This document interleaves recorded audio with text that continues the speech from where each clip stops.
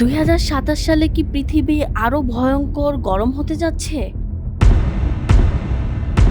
ভাবুন তো, পৃথিবীর এক প্রান্তে ভয়াবহ খরা, অন্য প্রান্তে বন্যা। কোথাও দাবানলে পুড়ে যাচ্ছে হাজার হাজার একর বনভূমি, আবার কোথাও অস্বাভাবিক ঝড়ে ধ্বংস হচ্ছে পুরো শহর। কিন্তু এর পেছনে কি কোনো অদৃশ্য শক্তি কাজ করছে?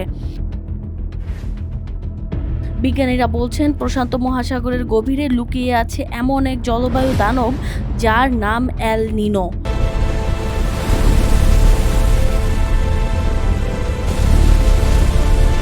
আজ আমরা জানব এল নিনো আসলে কি, কেন হয়, পৃথিবীর উপর এর প্রভাব ভয়াবহ কতটা, এবং মানুষ কি কখনো এর প্রভাব নিয়ন্ত্রণ করতে পারবে।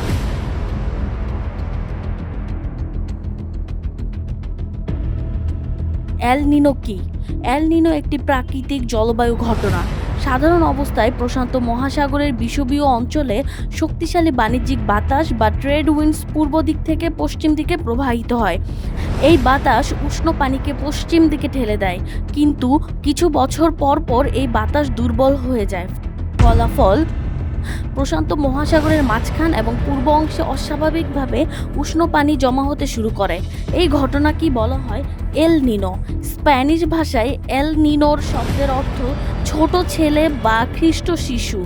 দক্ষিণ আমেরিকার জেলেরা প্রথম এই ঘটনার নাম দিয়েছিল। কেন এল নিনো হয়?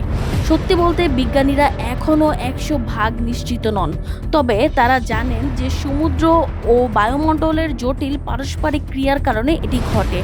যখন ট্রেড উইন্ডস দুর্বল হয়, উষ্ণ পানি পূর্ব দিকে ফিরে আসে, সমুদ্রের তাপমাত্রা বেড়ে যায়, বাতাসের চাপ পরিবর্তিত হয় এবং পুরো পৃথিবীর আবহাওয়া ব্যবস্থায় বিশাল পরিবর্তন শুরু হয়। এল নিনো হলে কি ঘটে?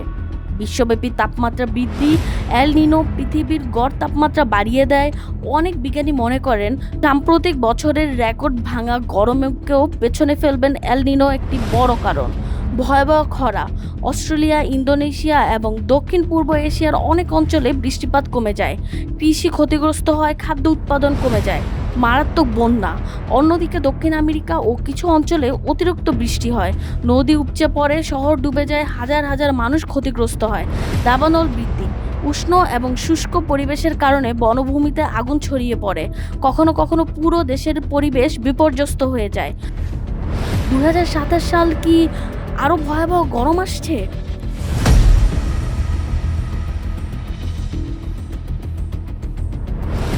সম্প্রতি কিছু বিজ্ঞানী সতর্ক করেছেন যে আগামী বছরগুলোতে পৃথিবীর গড় তাপমাত্রা নতুন রেকর্ড স্পর্শ করতে পারে। যদি শক্তিশালী এল নিনো তৈরি হয়, এর সঙ্গে মানবসৃষ্ট জলবায়ু পরিবর্তন যুক্ত হয়, তাহলে তাপমাত্রা আরও বেড়ে যেতে পারে। তবে ২০২৭ সালের সঠিক অবস্থা এখনও নিশ্চিতভাবে বলা সম্ভব নয়। বিজ্ঞানীরা নিয়মিত পর্যবেক্ষণ করছেন এই ব্যাপারে। মানুষ কি এল নিনো থামাতে পারে? সংক্ষিপ্ত উত্তর, না। এল নিনো একটি প্রাকৃতিক বৈশ্বিক জলবায়ু চক্র। বর্তমান প্রযুক্তি দিয়ে এটিকে বন্ধ করা সম্ভব নয়। তাহলে আমরা কি করতে পারি? এল নিনো থামাতে না পারলেও এর কিছুটা ক্ষতি আমরা কমাতে পারি।